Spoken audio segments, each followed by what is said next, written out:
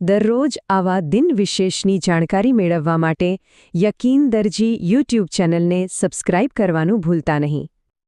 નમસ્કાર. ખબર છે, કેલેન્ડર પર તો કેટલીય તારીખો આવે ને જાય, પણ અમુક તારીખો એની વાત જ અલગ હોય છે. અને એવી જ એક તારીખ છે 1 ફેબ્રુઆરી. આ તારીખ છે ને, એ ગૌરવ, બલિદાન અને દેશના ભવિષ્યને બદલી નાખનારા મોટા નિર્ણયોનો એક અનોખો સંગમ છે. તો ચાલો આજે આ ખાસ દિવસની ગાથામાં ઊંડા ઉતરીએ. પણ સવાલ એ થાય કે આખરે આ એક જ દિવસમાં એવું તે શું ખાસ છે? શા માટે 1 ફેબ્રુઆરી માત્ર કેલેન્ડરની એક તારીખ નથી, પણ ઇતિહાસનું એક સીમાચિહ્ન છે? ચાલો આનો જવાબ શોધીએ, અને મને ખાતરી છે કે જવાબ જાણીને તમને પણ આશ્ચર્ય થશે. તો આપણી સફરની શરૂઆત કરીએ છીએ રાષ્ટ્રભક્તિ અને સેવાના એક એવા પ્રકરણથી જે આપણું માથું ગર્વથી ઊંચું કરી દેશે. આ દિવસ છે આપણા દરિયાઈ સીમાડાના એ જાંબાઝ રક્ષકોને યાદ કરવાનો, એટલે કે ભારતીય તટ રક્ષક દળને.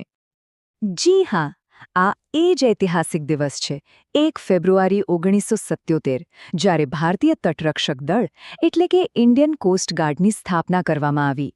આ બહાદુર જવાનો માત્ર દુશ્મનોથી જ નહીં, પણ દાણચોરી જેવી ગેરકાયદેસર પ્રવૃત્તિઓ, સમુદ્રી પ્રદૂષણ અને કુદરતી આફતો સામે પણ આપણા દરિયા કિનારાને સુરક્ષિત રાખે છે. એમનું હોવું એ જ આપણી દરિયાઈ સુરક્ષાની ગેરંટી છે. એમનું મુદ્રાલેખ છે વયમ રક્ષામ, જેનો સીધો અને સ્પષ્ટ અર્થ થાય છે અમે રક્ષણ કરીએ છીએ. અને આ માત્ર શબ્દો નથી દોસ્તો, આ તો દેશની લગભગ 7,500 કિલોમીટર લાંબી દરિયાઈ સરહદ પર દિવસ-રાત તૈનાત દરેક જવાનની પ્રતિબદ્ધતા છે, દેશને આપેલું એક વચન છે. શૌર્યની આ ગાથા પછી હવે આપણે એક એવા અધ્યાય તરફ જઈએ છીએ જે ગૌરવ તો અપાવે છે, પણ સાથે સાથે દિલમાં એક ઊંડી વેદના પણ મૂકી જાય છે. આ યાદ છે એક એવા નામની, જેણે સપનાઓને આકાશની પેલે પાર પહોંચાડ્યા હતા. એક એવી તારીખ 1 ફેબ્રુઆરી 2003.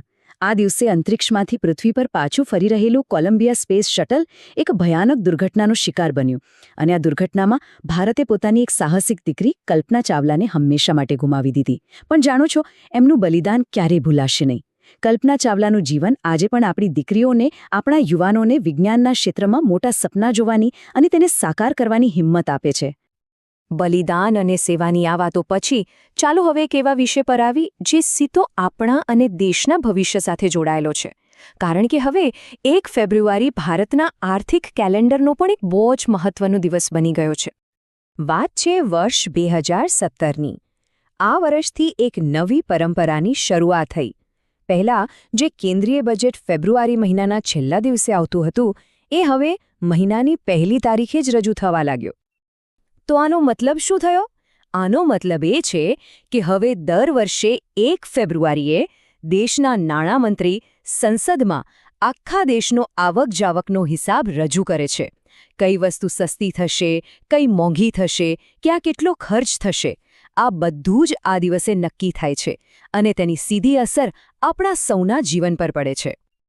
સારું, તો આ તો થઈ ગંભીર વાતો, પણ આ દિવસ સાથે કેટલીક બીજી રસપ્રદ અને હળવી ફૂલ બાબતો પણ જોડાયેલી છે. ચલો ફટાફટ એના પર પણ એક નજર કરી લઈએ. તમને ખબર છે, આજના જ દિવસે બોલિવૂડના આપણા સૌના ભીડું એટલે કે જેકી શ્રોફનો જન્મદિવસ છે. અને બીજી એક મજેદાર વાત, જ્ઞાનની દુનિયામાં પણ આ દિવસ બહુ મોટો છે. છેક 1884માં આ જ દિવસે આખી દુનિયાને નવા શબ્દો શીખવનાર ઓક્સફર્ડ ઇંગ્લિશ ડિક્શનરીનો પહેલો ભાગ પ્રકાશિત થયો હતો. તો જોયું આપણે 1 ફેબ્રુઆરી કેવી રીતે રાષ્ટ્રસેવા, વિજ્ઞાન, અર્થતંત્ર અને કલાનો એક અદ્ભુત સંગમ છે. હવે વિચારવા જેવી વાત એ છે કે આ બધામાંથી તમને સૌથી વધુ કઈ વાત સ્પર્શી ગઈ? આપણા તટરક્ષકોની નિસ્વાર્થ સેવા, કલ્પના ચાવલાનું પ્રેરણાદાયક જીવન, કે પછી દેશની આર્થિક દિશા નક્કી કરતો આ દિવસ?